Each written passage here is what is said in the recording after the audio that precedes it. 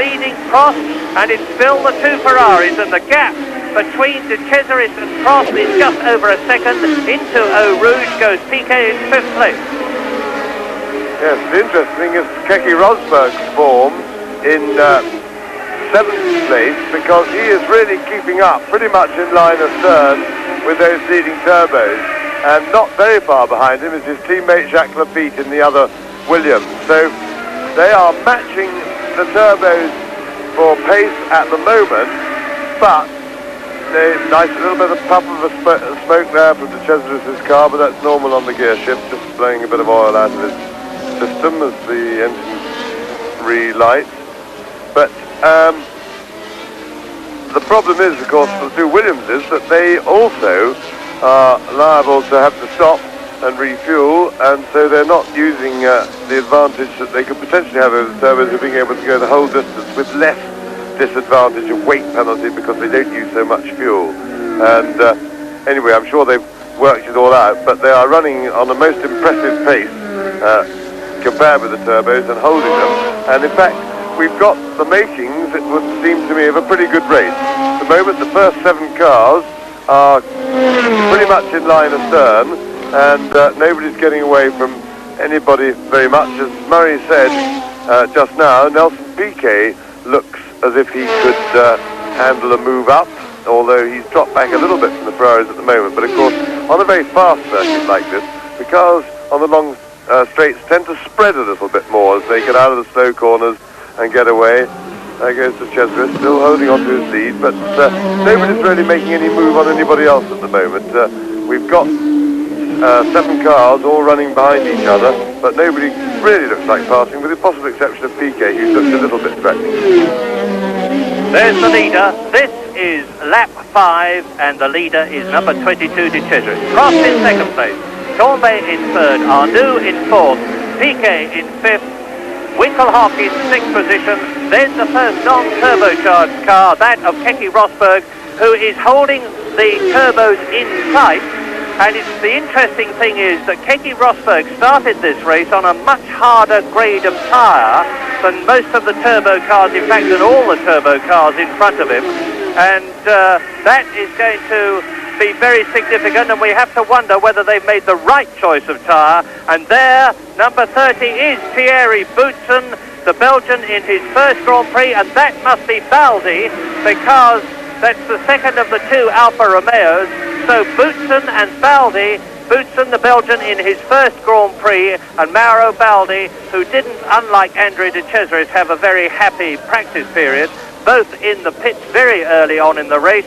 Boutsen in his Arrows, Baldi in his Alfa Romeo, and there is the second Alfa Romeo on lap 5 in this 41-lap race. And another puff of smoke. It may well be that that's, as James says, just the change down. I know that some of the drivers like the mixture a bit richer, in which case that affects the exhaust. De Cesaris is driving an extremely mature race. We think now that he must have got all the impetuousness out of his system. Yeah, it's now looking, Murray, it's puffing quite consistently, and I would say that that's more than it should be puffing for an engine that's in good health, or rather one that's not leaking something.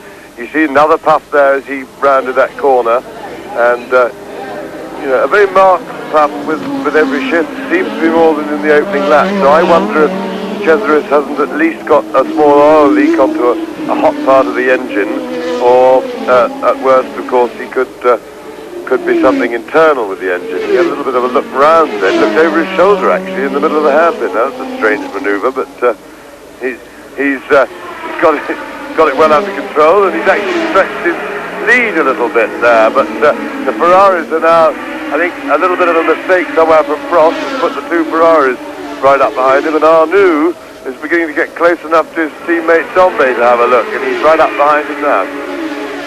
Just over 2 seconds between De Cesaris on lap 6 in the lead and Alain Prost in 2nd place.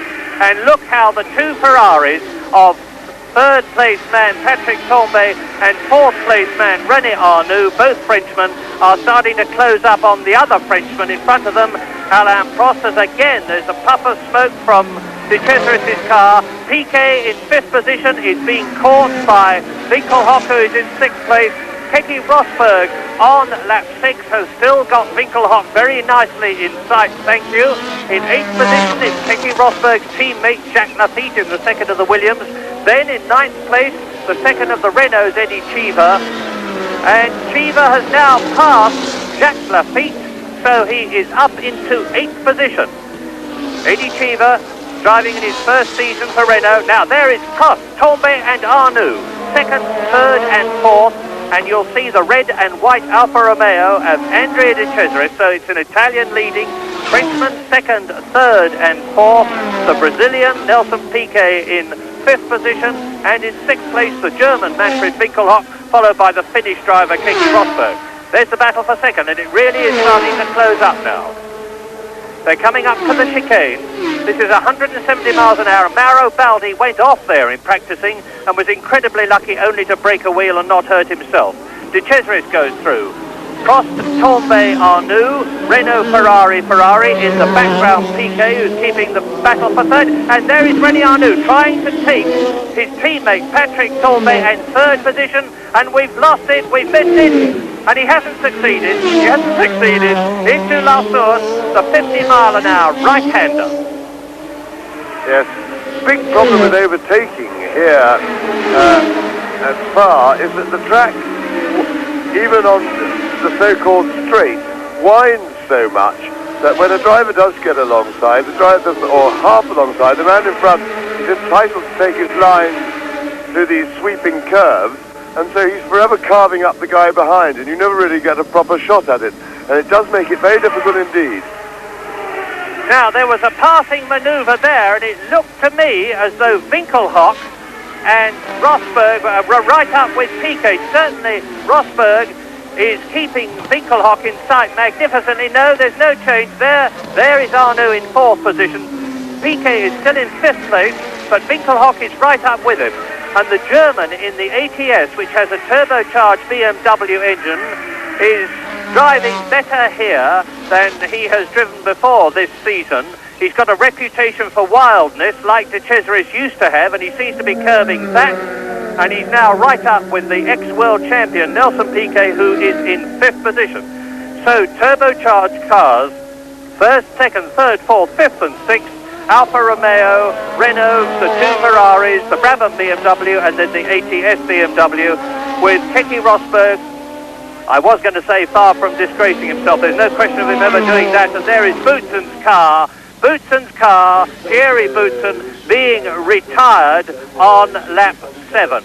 Nigel Mansell, incidentally, if those of you who are wondering where he is, the answer is last. He is right down. John Watson is in 16th place, and in 14th place on lap 7 is Derek Warwick, and hopefully starting to climb up through the field from the point of view of the Tolman team as the 2nd, 3rd and 4th and 5th and 6th then go through. And you can see that Keke Rosberg is still only about 3 seconds behind Patrick Tombe, who is in 3rd place. Now there's Tombe 3rd, Arnoux 4th, both in the Ferraris. And watch for Rosberg, there he is. Now look at Keke Rosberg in the white Williams. Keke wearing the blue helmet. They go into Eau Rouge. Now climb the hill. Climbing on lap 8. All the way up past Kemmel as we look down on them. 5th gear, 170 miles an hour. Down through the gearbox into 3rd gear. Alain Prost in 2nd place we're looking at. Into the right-hander at Les Combes. Now look for Rosberg. There he is.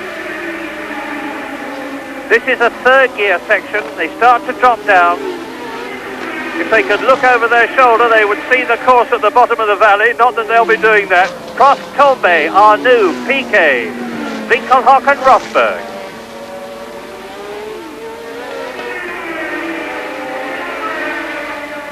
It's a good 150 miles an hour here. Course flattens out. On their way down to Blanchimont. Yes, Niki Lauda in the leading McLaren is running in a fairly solid but not very inspiring 12th place at the moment. He's stuck behind Guerrero, but as they disappeared away from our commentary position onto the long straight, he looked as if he was just about in position to have a little Guerrero. So he